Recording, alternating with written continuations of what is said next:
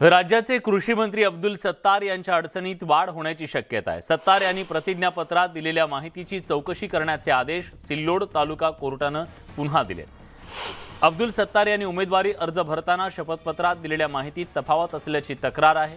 त्यांनी शेतजमीन, बिगर शेतजमीन, इमारती, वाणिज्य इमारती आणि शैक्षणिक माहितीत तफावत असल्याचा आरोप केला। या प्रकरणी पोलिसांना तपास करून अहवाल सादर करण्याचे आदेश यापूर्वी कोर्टाने दिले। त्यानुसार पोलिसांनी कोर्टात अहवाल दिला। या अहवालावर शंका उपस्थित करून अब्दुल सत्तार यांना अभय दिल्याची याचिका पुन्हा दाखल करण्यात आली आहे। सिल्लोड कोर्टाने पुन्हा 60 दिवसात पोलिसांना अहवाल सादर करण्याचे आदेश दिलेत।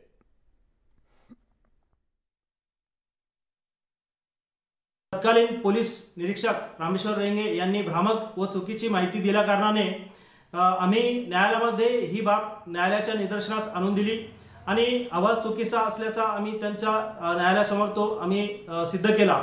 त्यानुसार आज माननीय न्यायालयाने पोलिसांना कलम 202 नुसार पुन्हा एकदा चौकशी करून स्वस्पष्ट अहवाल सादर करण्याबाबत आदेशित केलेले आहे आणि 60 दिवसात अहवाल सादर करावा असे त्यांना स्पष्ट निर्देश दिलेले आहे।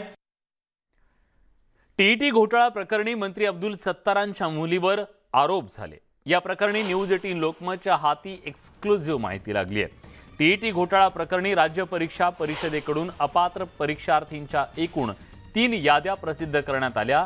त्यापैकी परिशिष्ट ब च्या यादीत सत्तारांच्या मुलींचा समावेश असल्याचा आरोप आहे। परिशिष्ट ब यादीमध्ये बनावट टीईटी प्रमाणपत्र मिळवल्याचा आरोप आहे।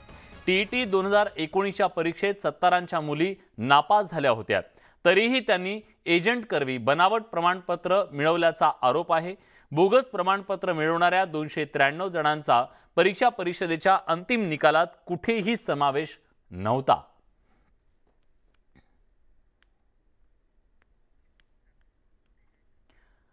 उस्मानाबादच्या अभिजित पाटील यांच्यावर आयकर विभागाच्या छाप्यांचं कनेक्शन कोल्हापूरपर्यंत पाहायला मिळतंय।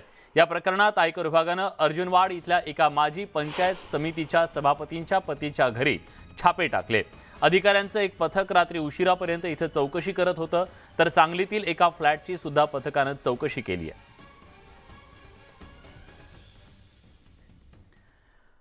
नाशिकमधील आदिवासी विभागाच्या अधिकाऱ्याकडे एसीबीने छापा टाकला। या अधिकाऱ्याकडे कोट्यवधी रुपयांचं घबाड सापडलंय। बागुल यांच्या नाशिकमधल्या राहत्या घरातून 98,63,500 रुपये सापडले, तर पुण्यातल्या घरातून 45,40,00,000 रुपयांची रोकड हस्तगत करण्यात आली आहे।